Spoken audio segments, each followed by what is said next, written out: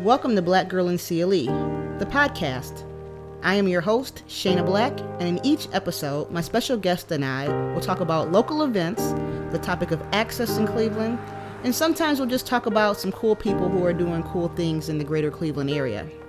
I'll introduce you to this week's guest right after this. Welcome, everyone, to this new episode of Black Girl in CLE, the podcast. Today's topic is all about female entrepreneurship, which is something near and dear to my heart. Of course, I am your host, Shayna Black, and I am super excited for today's guest. It's been a long time coming. I'm just going to let you guys introduce yourself. Hello, we're super excited to be here.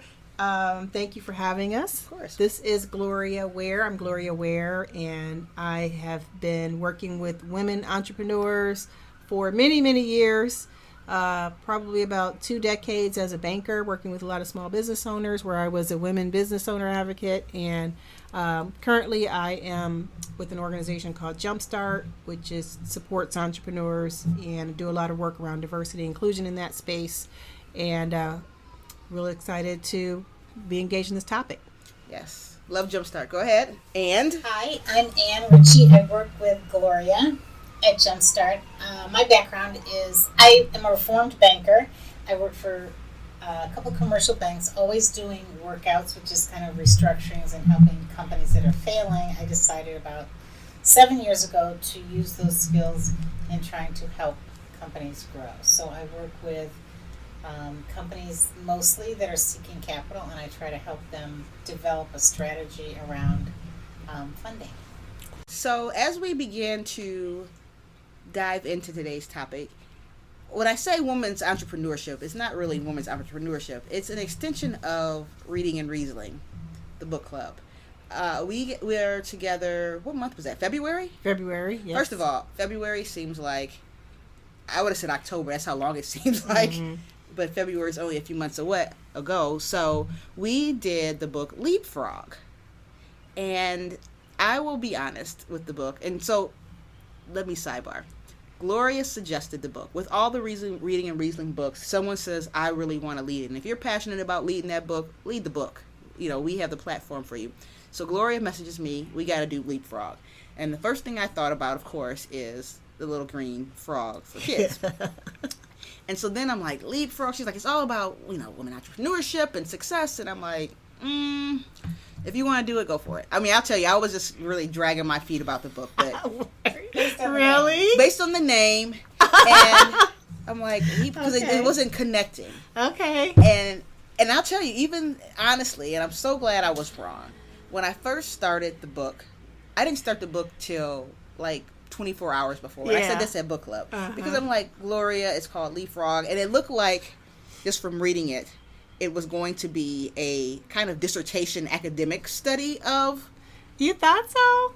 I didn't know what to expect. But I was reading it and I'm like, oh, yes, what's causing women's entrepreneurship. I was reading for data and rates and 86%. Okay. And so I was expecting a dry read. Oh, okay. And so the day of the book club, I had it downloaded to listen to in the car, and I'm driving and I'm listening to it. I better listen to something so I can have something intelligent to say.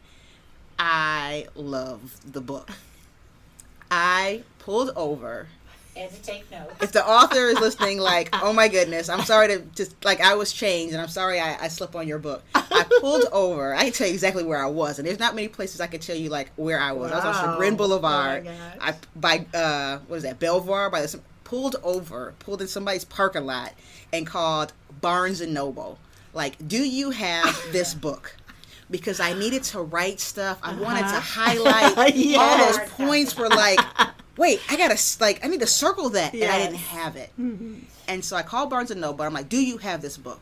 And they're like, yes. And I'm like, I'm coming to get it. Well, you can pick it up in the next 2 to 3 days. I'm like, I'm coming to get it. Bust a U-turn and go all the way back at that moment and buy the book.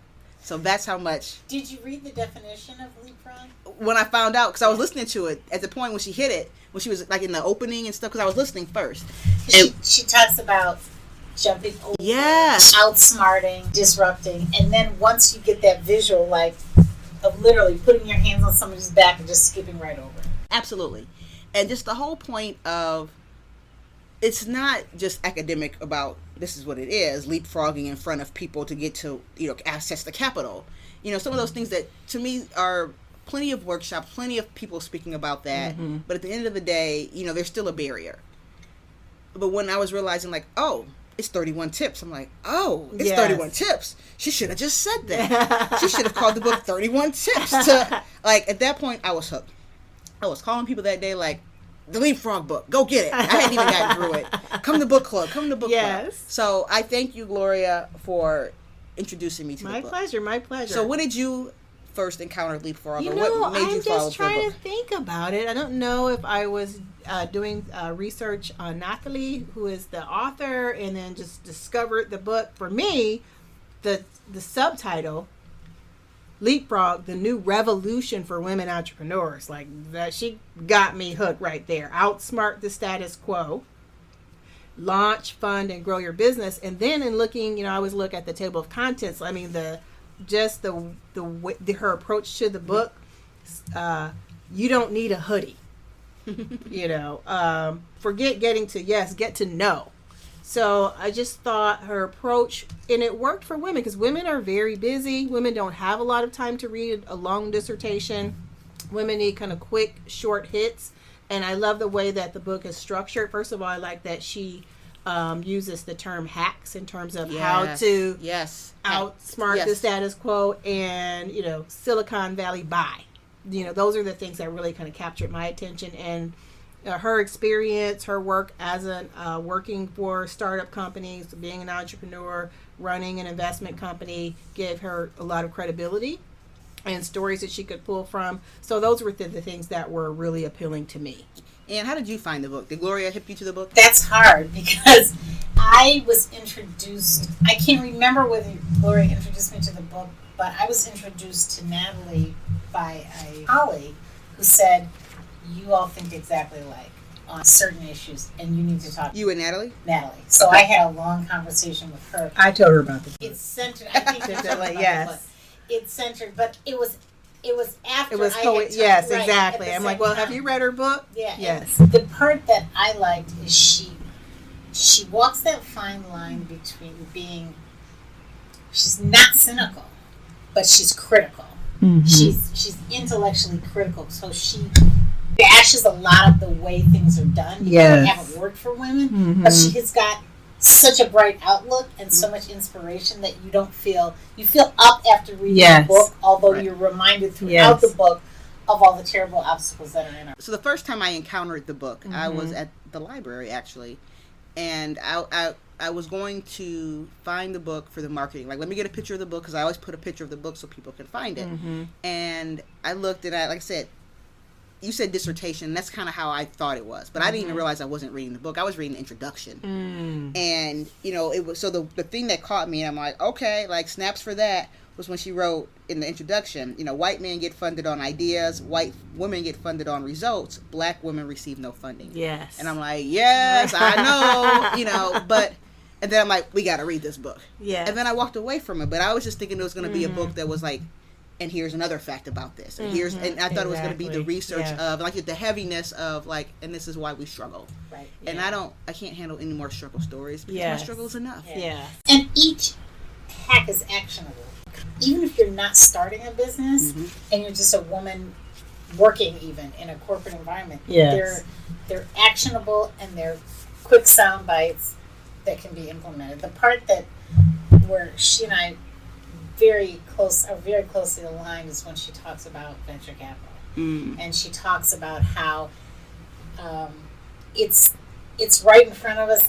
Most entrepreneurs strive for it, but it really is not necessarily good, because you end up very focused on an exit, which makes someone else wealthier than you end up being, because to get there you've given away a lot of the equity in your company. So I'm a debt person because I was a banker, and so she's very, very focused on how can you raise capital without giving away the majority of your company.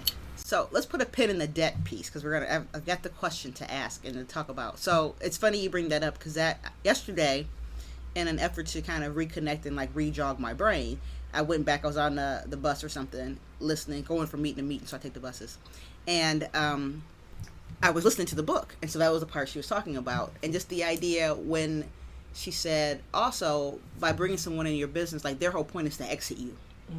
For you to sell off your business. And a lot of African Americans, and I would assume people of color, you know, we go for generational businesses, and we want that mom and pop to stay there and pass it down. And, you know, I think about, you know, the barbecue places, the restaurants, and you know, family type businesses. And so our point is not to hurry up and sell this business. I didn't get into Black Girl like, and then I'm going to sell it to Essence for $1 million and then start something new. Like, we don't do that so much. Right. And that's the thing that struck me. And then she also had a point where she said that there are a lot of people that are chasing that venture capital, but it was to be positioned to do things that we already have at our feet, that we don't realize we have those tools. And so that struck me too, like, because so many people are like, get a VC, go angel route. And, you know, if we already have that, we don't see it because we don't know that we have that ability to do it. And we have a well-trained ability, experience. We have the experience of doing more with less, right? Because that's been our path. Absolutely. So when it comes to a company, that's a way to hold on to more ownership. What was appealing to me about the book was, you know, in working with so many women, and particularly women that have been trying to raise capital, whether it's getting a loan or angel capital or venture capital, you know, a lot of people get beat down, you know, by the rejection, by, you know, trying to follow all of the rules, and they're still not, you know, getting the funding. And so it has an impact on their confidence. And I've recommended the book to a number of women entrepreneurs who have told me that they just started crying upon reading the first few chapters, because it made them feel like it wasn't just them. Like, oh, there's not something wrong with me, and oh, maybe I need to have a different attitude in how I approach this. I need to approach this from a position of power. And lean into that. And lean into stuff. exactly. Like said, lean into all your things. Yes, exactly. And oh, by the way, here's some practical tips that I can follow to help me to, maybe I don't even need capital at all. I really love what she said about kind of leaning into your customers. Yes. Let's start there. Right. So just the reaction, and then even that when we had the book club discussion, the reaction that so many of the women had in terms of how transformational emotionally the book was for them, and reading it and having that experience. I just remember coming away from that thinking like, wow, she really has something here. Yeah, and I think for me, because like you said, we all think that we're out there by ourselves because we see so much of the I'm successful culture, even in entrepreneurship. Yeah. And the one thing I will say, and I'll give you my mini soapbox speech, is that the word entrepreneurship gets thrown around so easily that there's so many people like, hey, I'm an entrepreneur, and maybe you're not technically like self-employed or whatever that is. It looks different for so many people. Yes. So when you're watching all these people that are perfectly coiffed, being the amazing coaches, you know, get my lesson for $900 and I'll tell you my knowledge, then you have imposter syndrome. And, you know, they're making it and they're making it and they're making it. Why am I not making it? Yeah. Yes. And it looks like they're making it probably with no vendor capital, especially even amongst our own. So I can look at another black woman doing great things in the business. Oh, wow, you're killing the game. Exactly. And she just looks like it. Yeah. So to see that written down and realize, oh, we all kind of in this space. Yes. You know, that was the light switch that I'm like, okay, me and this book gonna be best friends. She also gives a license to be disruptive. Yes. Yeah. After I read it, it's which is what Anne is on. I don't have to. I love it. It's like I don't have to take anything. When you tell me, that that's the way it's always been done, that's a signal to me that something needs to change, because whatever's been done has not worked well for us. Right. You know, even with the Black Girl platform, that is what works well for me. That space was unoccupied. And people told me, you know, it'll never work. Black people don't read blogs. Well, okay. But we do follow. I said, but you do click stuff. You don't know their blogs. Call it a web magazine, call it a video platform. I don't necessarily use the word blog. Just read my stuff. And that's why we have that post that says, just read our stuff. She also doesn't get stuck on stupid, because she, of all the VCs, minority VCs, female VCs that I've talked to, her fund, Brava, is the only fund that the criteria is not the race or gender of the founder. Mm-hmm. It's the product or service that's being delivered. So Yes. her criteria is I'll invest in anyone who promotes women of color or women in any walk of life. So it doesn't really matter who owns it if it's doing Good work. meaningful, earth-shattering things for women, she'll invest. And that's different because most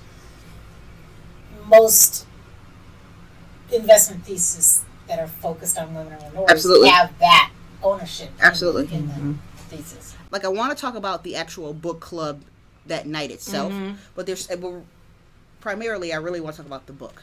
Okay. Because the book was a game changer, and like I said, when she said this is 31 hacks, I'm like, oh, I get that. I get that. 31 hacks, easy.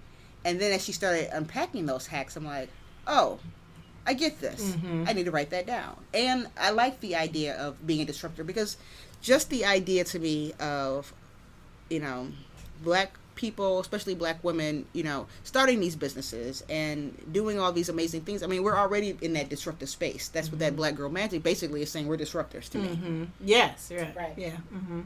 Another soapbox speech for another time. But that whole idea that you're doing magic, because we're doing something that's not been done, or we're doing something that looks so easy and people can't figure out why this happened, so we're calling it magic. So that whole idea of giving us that space in that book and these hacks, to me, I don't even have my book here because I gave it to someone like, you better read this. Yes. Right. Yes. And I'm mad at them because they haven't finished it, obviously, because they haven't given it back. So to me, what's taking so long? But they may have given it to some. You get evangelical about it. Yes. It's very true. It kind of overtakes it's like you. you need to read that Right. book. Absolutely, it did. Like, Right. Absolutely. Yes. Actually, it was. You can't just sit on it. It was one of my podcast guests, and so one of the things I do when I give books is I wait for people to call me back. I told two people, Okay. actual podcast guests. So I gave the book. I told Bella Sin to read the book, and then I gave it to Kelly from Old Fudge. And so and I just told Bella, just read it, you'll like it. It's kind of hack. And I did a poor job of explaining what it was. They're like, it's one of those books that I say it'll change your life. Yes, that's what. And so, I forgot. I told her that she calls me she gives me like a Facebook message. Can we talk? Oh, and I'm like, why? I forgot about it. You have time to talk to me today? And I'm like, you okay? Everything all right? And she's like, so here's what I'm thinking. She said, I'm not even at chapter 2, and my brain is racing, and I'm doing all these great things. How about I do this? What about this? And so we talked and coached through it. She was like, thank you for giving me, thank you for giving me the book. Yes. And so one of the things I like to say is I give people books, and I wait for them to call back. I give them books that I know that you're going to call me like, oh, when they told me that. Yes. That's how I know you're reading the book. Exactly. And so I got to get my book back. But give me my book back. She just prompts you to think about things differently and think about, because, a lot of the capital stuff resonated with me, and it's this whole friends and family thing. Yeah. Yes. And it's more than just, okay, we all know we don't get. Well, let's talk about the friends and family thing, though, because she talks about, let's put it in perspective of the book.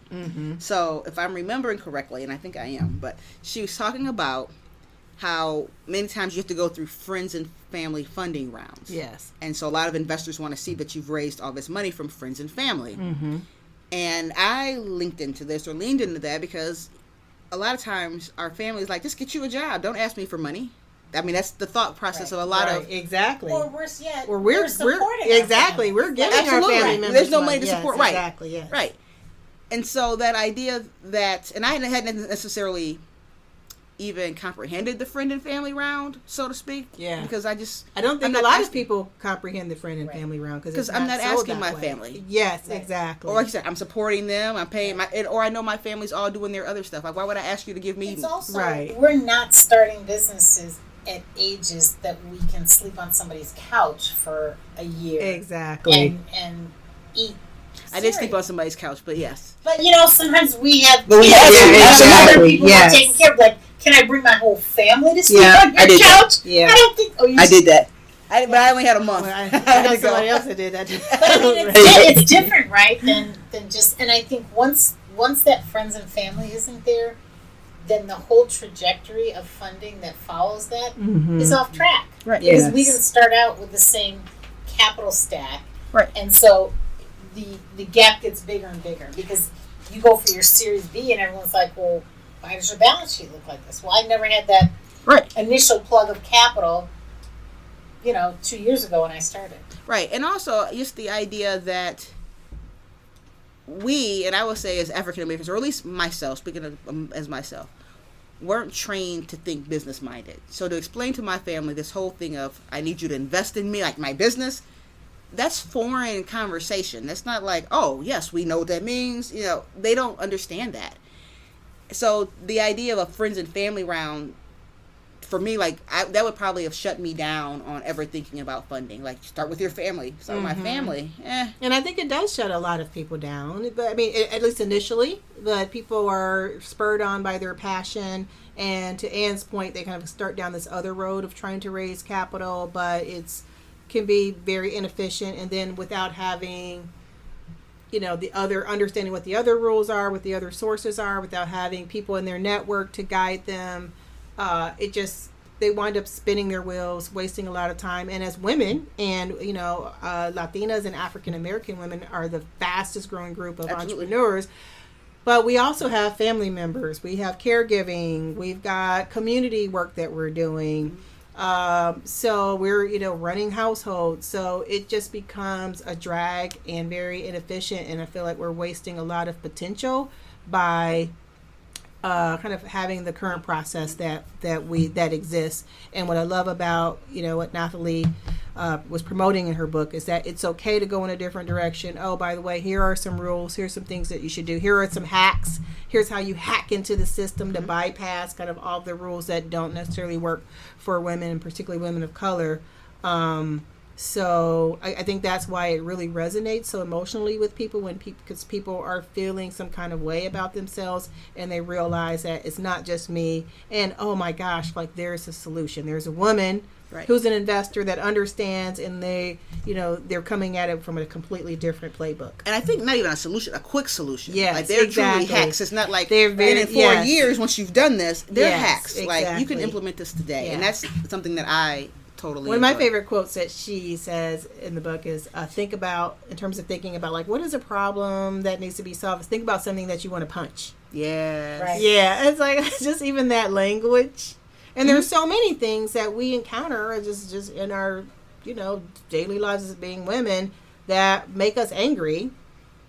And she kind of gives you that almost that language that she uses to give you that emotional permission to like, okay, like, I can fix this. It's okay that I want to fix this, even if it is a social issue. Absolutely. But here's a way to do it and create a business out of it. Absolutely. Yeah. And the idea that usually when we want to punch it, we see the solution. Yes. Why don't we just do blank?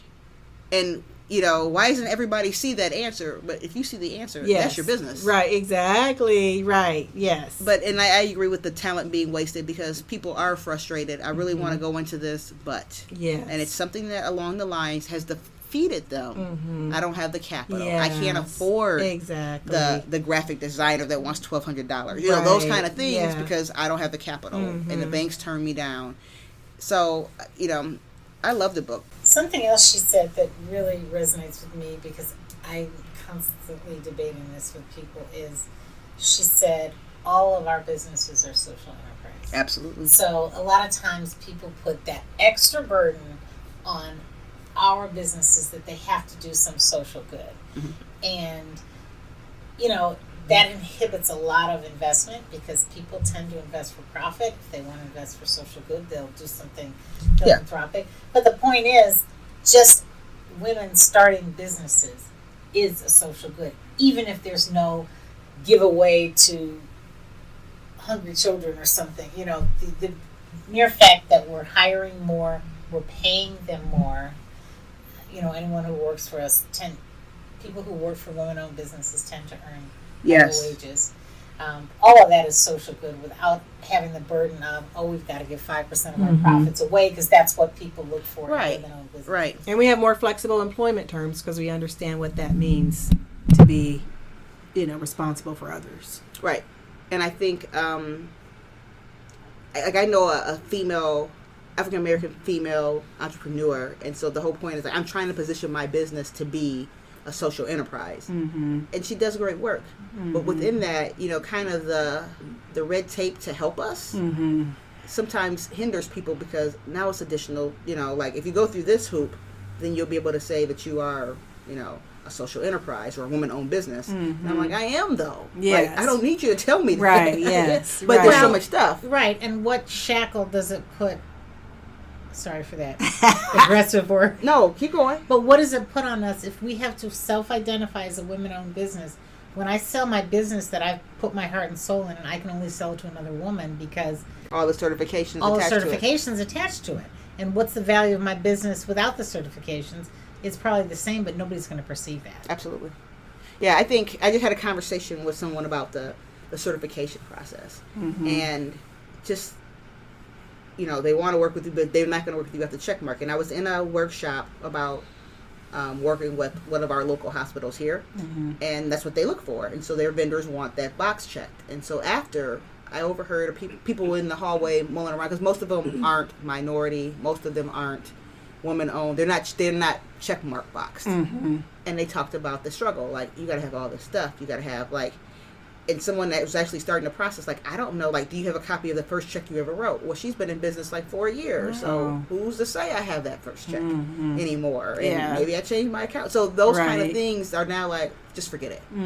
Yes. And then it gives the power to say, well, we can't find anybody that's a woman-owned business. Well, I mean, we're here, but again, we need a hack for that. Yeah. Right. That's why, like, again, I heard just saying to focus on the customer. Yes. And, I think probably the thing that led me to this book, I had started researching about 3 or 4 years ago, like books that really offer alternative points of view or solutions to help that were more relevant to women, particularly women of color or people of color in general. Because of all of the exceptions to the rules, that we face in terms of friends and family, and then having our own equity, and then the whole, okay, I can quit my job and do this, and kept coming across this concept, and we talk to our entrepreneurs a lot about this, is focusing on your customer. Right. Who is your customer? Yep. Like, get that right, and the money will follow. You may not even need investment capital, or you can be a lot more selective about it because you actually have customers. And I know that's a challenge, and I think there's a lot of opportunity for entrepreneurial support organizations to help our clients do that better. But she makes a big point of saying, know your customer and the money will follow. I agree. I think a lot of people think small on their customer. Yes. So, like, my customer must be a Clevelander. Yes, absolutely. And there's someone that's going to want your crocheted hat in Alaska. Absolutely, yes. Yeah, So, absolutely. Yeah. It's funny that you say that, because one of the entrepreneurs that I'm in a group with, she lived in Singapore for 4 years. And she was in the fashion business for 4 years, and we had a little gathering, and she presented on all of these opportunities in International fashion. Yeah, international fashion. But she also just reminded us, when women of color exist all over the world. Absolutely. They have skincare needs. They have hair. There's all different types of hair textures all over the world. So don't just think about Cleveland. Think globally. right. And then just even being exposed to this woman who had been in Singapore in the fashion, and just hearing that from her, again, we're talking about representation matters, hearing that from her, just kind of like helping us to expand our mindset to think bigger. And I think we need more of that. And I think we need more, like, there's a lot of talk about Black Girl Magic. We say that a lot. We do hashtag, but I don't know if, because of constantly being on the defensive, we always take that in to our spirit and our hearts. And I think having people like Nathalie, other people, Beyonce, I think, is a great role model for like what we can be like. Wow, we are amazing. We need to hear more of that. We need to tell one another more of that. What struck me about our book club discussion was the conversation that, that you had about that person that you have in your life, that woman entrepreneur you have in your life that caused you to remind you, like, girl, you rock, or you're doing it, or keep going. And I think Erica, and I can't remember the other lady that was there, but talked about that. That support group. Exactly. And she talks about that as well, too, in her hack number 22, don't wait for other people to get woke. Absolutely. Yeah. And we always, I had a time last week, and I had to call my tribe. Yes. And just because I was getting to that overwhelmed, is this going to work? Yeah. Is anybody going to buy this ticket? Right. Buy my tickets? Anybody going to come to this event?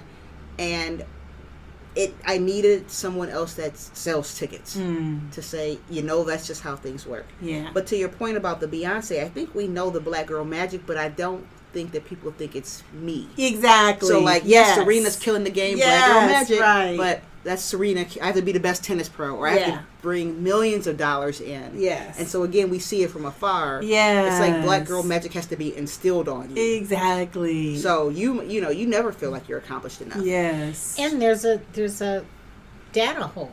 They haven't studied how women, and especially women of color, succeed in business. So there's not data about, okay, we took a different turn and this is how it ended up. Right. So it's, there's more risk for us because it's uncharted territory, or there's not the data to support what we know is right, but we're still like, it would be nice to see a nice tidy report, which is why that American Express report on women of color was so... Tell us about that. Reinforcing. Am I saying... Was it I know American Express does a report, but the Federal Reserve Bank of Kansas. Well, I'm talking about the American Express one where they said, this is... Women of color are dominant market players. This is how they think. This is how they buy. This is how much power they have. That was... and it was a thick report. It was Nielsen's. Yes. It was Nielsen's, yes. It was Nielsen. American Express. Sorry. Yeah. You need to do one American Express. Yeah, American Express does a report on women, the state of women. The state of women. Talk a lot about Latinas and African American women. And that was good, too. Yes, it was nice to see Nielsen's, in print what we know and our purchasing power. Yes, absolutely. That, could really turn things around for us. Okay. I use that report. In our sales, like why you want to advertise with Black girls. Look at the buying power of Black women, and that's the second report, because I have one that's been on for I put out I think a year or two ago. So that's the second about like the mainstream market and how the buying power. This one is the buying power of Black women. Okay. And then there's the side of the business. Okay. Because the Black woman spends a lot. They make a lot of decisions. Yes. So before my son has those new LeBrons on, right? Yeah, exactly. I made a decision to buy those LeBrons. To give him the money. So so that idea of we make all the decisions. We control a lot. And back to the point of the book, we are our own corporation. Yes. So even in your household, we are the CEO, the CFO, all of that. Yeah. Well, I remember. We were having another meeting, and the topic was managing your money. It's like you were leading the meeting. You and Danielle Sitnor from ACDI. Hey, Danielle. And she was talking to a group of Black women and just saying like, hey, a lot of times we don't think of ourselves as money managers. But we are some of the most creative money managers that exist, because you're managing your household. Think about, how you are able to kind of take resources and stretch them. And I think sometimes too, just kind of pointing those things out that we do as a regular course of business, which is kind of like Black Girl Magic. Yeah. Like, how did you make that 15 cents stretch into $1? Right. But okay, so you can do that. 2 weeks. Right. Yeah. You work there and you can afford that. Yeah. Yes. Okay, so if you could do that, then what could you do if you really had some money?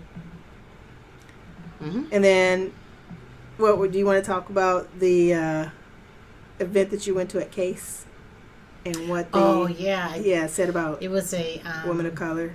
There's a panel. One individual was from Jumpstart, and the other had this T-shirt on that said "Unshackled." Ooh. And I came in late, so I didn't know why he was wearing it. The whole time I'm thinking, what is he? He was East Indian.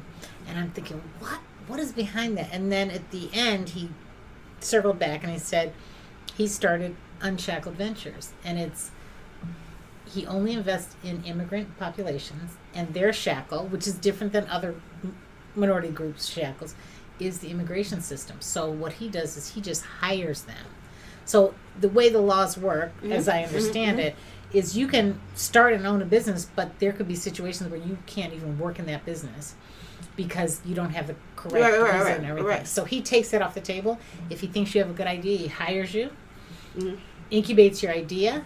If it works, he spins it off to you. He spins it off. If it doesn't work, he just keeps you and deploys you to work at another part of the company. But he takes the whole immigration shackle off the table. Nice. And when I asked him, I said, how many of your investors invest in Unshackled Ventures because they believe immigrants are better business owners? He said 100%. Absolutely. And I said, well, we don't have the data for women of color. He's like, make your own data. You've got a gazillion case studies. Absolutely. You all decision more, do more with less. You manage things. You've been doing that for eons. The relationships. Managing, negotiating relationships. Yep. So he was very motivational, but also unabashed. And just the brand loyalty that we build. You know, right? We as a family in the culture, you know, if your mom bought this cereal, that is the cereal you buy. We don't stray from this. We don't stray from very that. Brand loyal. Right. And so that idea of, again, back to our buying power, but the importance of our branding and how people are moving to us, but I love it. I want this shirt. I know. Yeah. I wish I had a company. Someone else name my company Unshackled Ventures. Right. Yeah. But that was interesting to hear how we as women of color were perceived by people that we don't know. That hasn't had that much experience with us. Exactly. Right. It was reaffirming. It was. Yes. We are being seen. Yes. And I think we're being watched. Like, people know that there's Black Girl Magic. People watch. Yeah. They don't want to touch. They're just kind of afar from it. Like, let's see how this plays. Like they're too committed to jump on the boat. Like, yes, I'm down for it. Let's invest my money. Let's angel invest around. They just, because they don't know where to touch it, because they don't. I think it's because you don't know where it's going to end. And so, like you said, one day we making 89-cent stretch to $1. Another day we're making 15-cent stretch to $1. So you're like, well, what can they do? Can we start with zero? You know, like, what are they going to do next? Which is something I love guessing. Yes, which I love. So back to the book, because I don't want to write that. Okay. What's your favorite hacks, or we talked a lot about what spoke to you. Do you have a favorite hack, or like that you gave snaps to, or anything else that we didn't talk about that you like? We got to talk about this. Mine is debt. Her hack. I don't know what number it was, but debt is not a 4-letter. Yes, and actually I wrote that down to ask you about hack that. number 34. 34. So let's talk about that, because I wrote that too, and I have someone that comes in here daily, like, don't take on debt, don't do it, be debt free, and I'm like, if I could just, like, I don't need a lot of money. I'm not talking about like I'm gonna take out a $2 million loan or nothing, but like, can I just get $10,000 to just, and in the finance or world, credit or any of that. In the finance world, there's kind of soft rules that say this is something that you should fund with equity, and this is something you should fund with debt. But beyond that, it's kind of a vote of confidence. Like, am I willing to take on something that has to be repaid? Absolutely. Do I have enough confidence in my projections, in my business model, that I'm going to generate the cash to repay it? And there are situations where you don't have that confidence. But 90% of the time, you are the one that has the confidence in the business and the understanding to say, yeah, it might be tight, but I can I'll make it work. I'll make it work and keep the ownership of my company. Absolutely. As opposed to giving it away because I'm scared of the risk. Right. And I think part of it is also understanding what you need.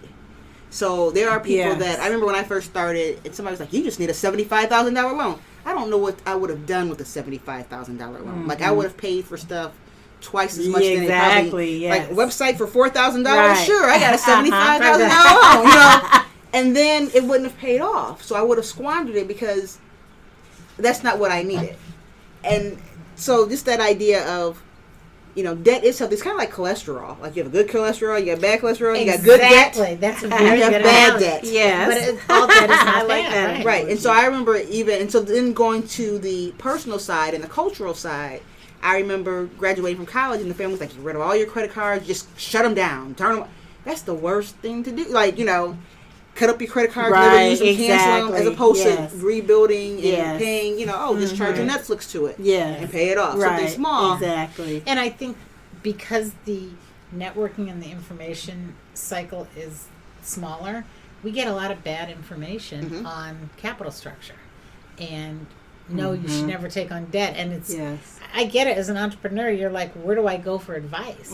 Absolutely. Because you will get conflicting stories. Yes. Right. And you get people that are telling you stories based on who they are. Exactly. So, like, I'm a lender, and you just need this. Here, it's a real easy process. Or you get people that maybe have been burned by it, and no one really... And you have people, again, that are social media influencers, like, take my course and learn why debt's important.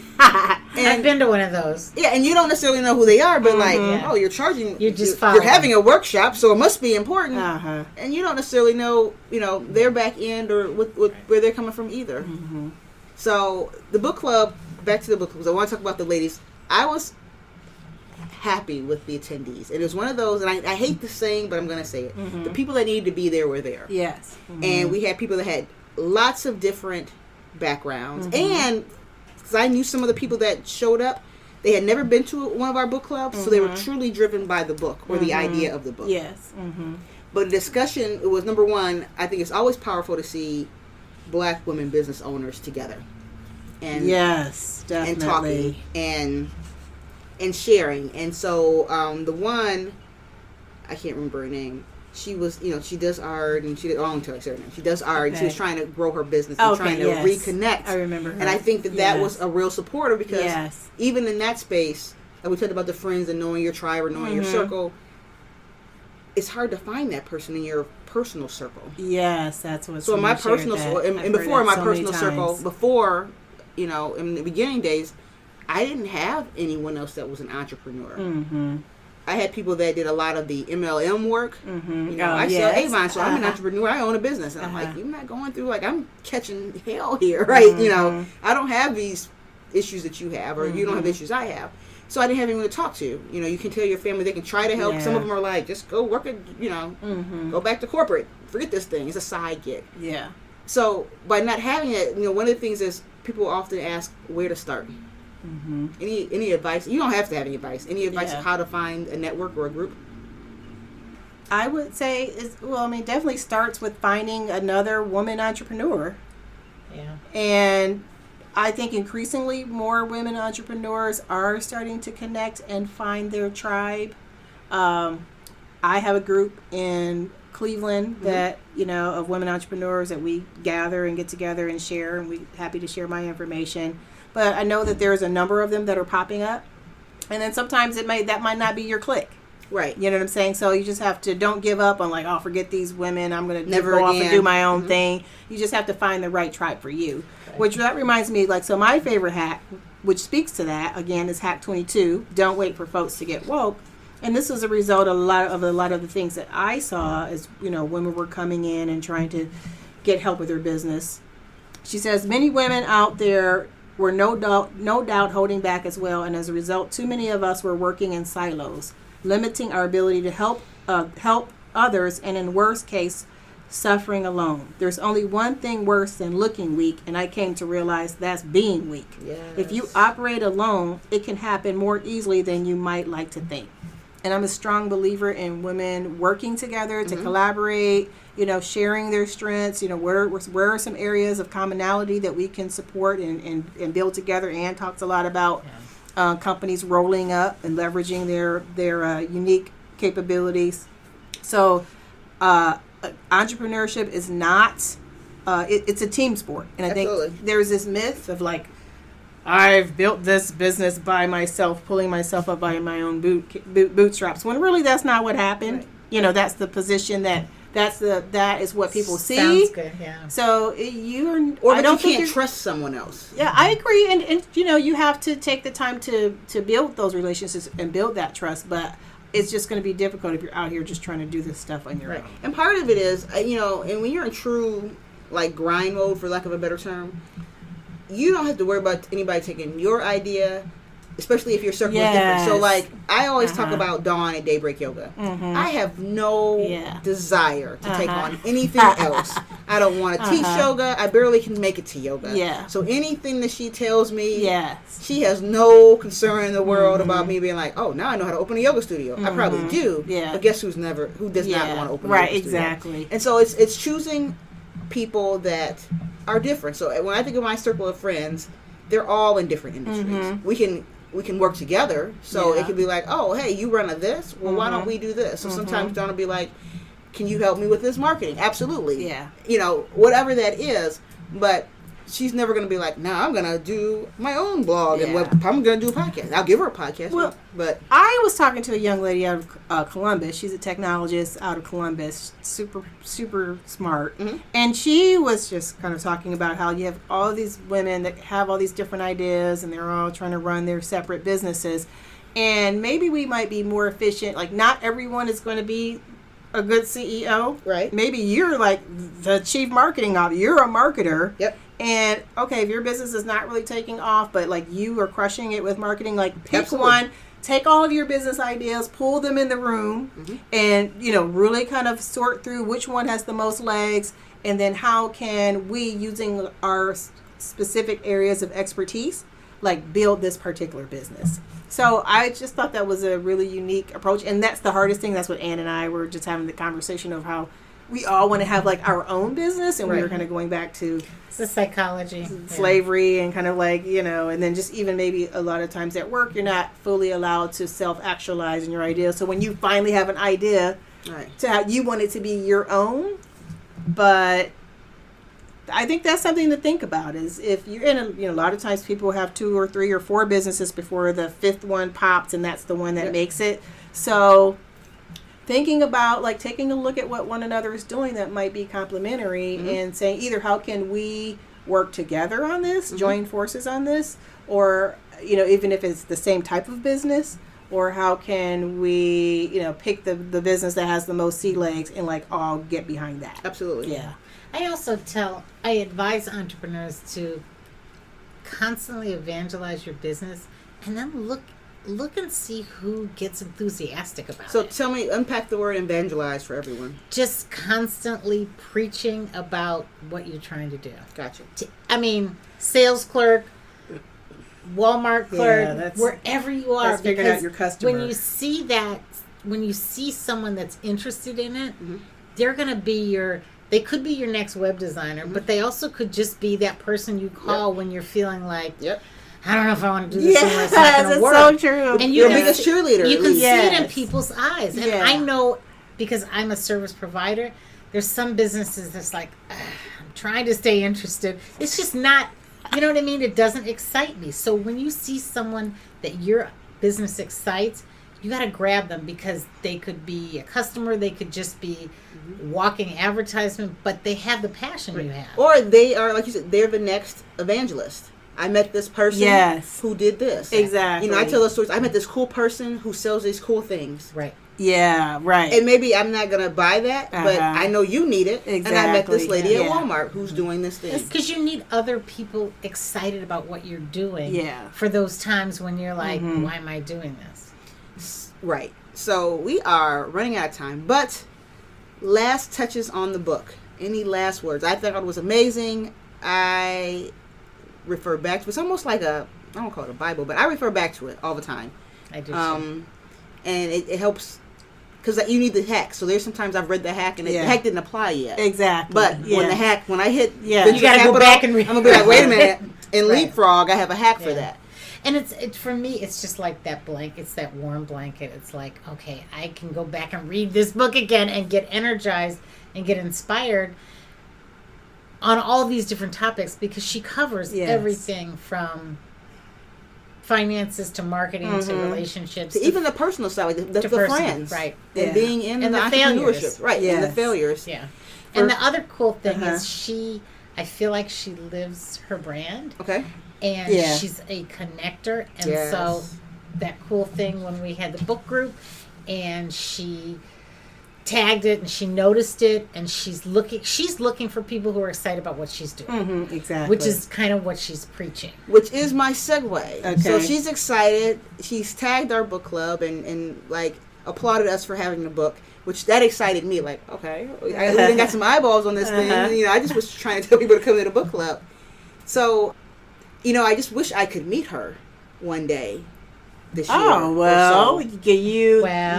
this is your year. She's actually coming. Happy birthday. She's actually coming to Cleveland. She will be at the Female Entrepreneurship Summit, which is a big woman entrepreneurship event. I think it's October 23rd. Yes. So we would love, Nathalie, if you're out there, we would love to meet you and my book signed. Yeah. and hear from you on this book. We are your biggest fans. Get that wisdom. Yeah. And we need that energy in Ohio and in Cleveland. So knowing that she's coming to town, number one, if you have not read the book, definitely library. You're gonna want to write it, so don't really go to the library, but start with the library. Right. That's how I start. Start with the library, and then I'm like, I need to own this. Yes. Like, you don't get this book back. Yeah. So give me that one. Let me get the new one. Listen to it. I know it's available on Audible or everywhere. And read it. And then in October, come and hear from her. But also, in the meantime, I would say, feel free to talk to me about the book if you've read it. Mm-hmm. Would you guys say the same thing? Well. Like, Yes. find us and, like, message us? So as we wrap up, how do people or share if they want to talk to you about the book? How can they find you, chat with you? Are you on social media? Mm-hmm. Yeah. Do we just ring your doorbell? Yeah.